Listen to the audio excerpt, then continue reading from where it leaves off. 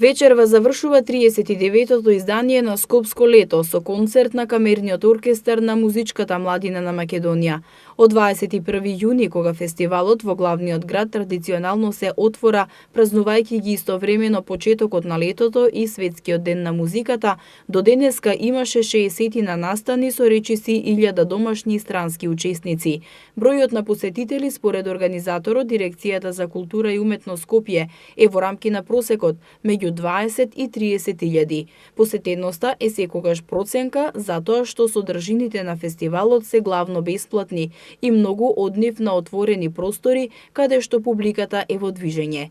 Во изјава за МИА, директорот на Дирекцијата за култура и уметност Никола Глигоров вели дека Скопско лето и годинава со разновидноста, квалитетот и атрактивноста на програмата беше ударно во културниот живот на Скопје од 21 јуни до 31 јули. Оценката е позитивна и задоволителна и ја темелиме на тоа дека она што го најавивме успеавме да го реализираме.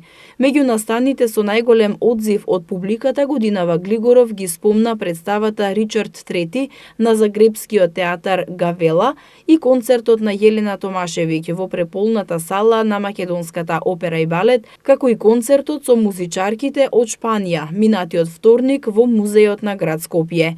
Според Глигоров, публиката е разновидна затоа што и програмата е таква. Покрај постојната и верна публика која го следи фестивалот со децении, Скопско лето има и нова млада публика. Наскоро ќе бараат од надлежните институции поддршка за 40-тиот годишен јубилеј идното лето. Имаат планови за програмата и веќе за гостите од странство се разговара со амбасадите и со странските културни центри, со кои овој фестивал има долгогодишна соработка. Во 39-те лета имало повеќе од 2000 програмски содржини и илјадници уметници. Дирекцијата е организатор и координатор на програмата, но суштината и душата на Скопско лето, вели директорот на фестивалот, му ја даваат уметниците и културните институции, пред се од Скопје и од Македонија. По старост, Скопско лето е втор летен фестивал, основан 19 години по Охридско лето и бил инспирација за такви и слични манифестации низ Македонија и образец по кој се формирале летните фестивали во Битола, Штип, Прилеп.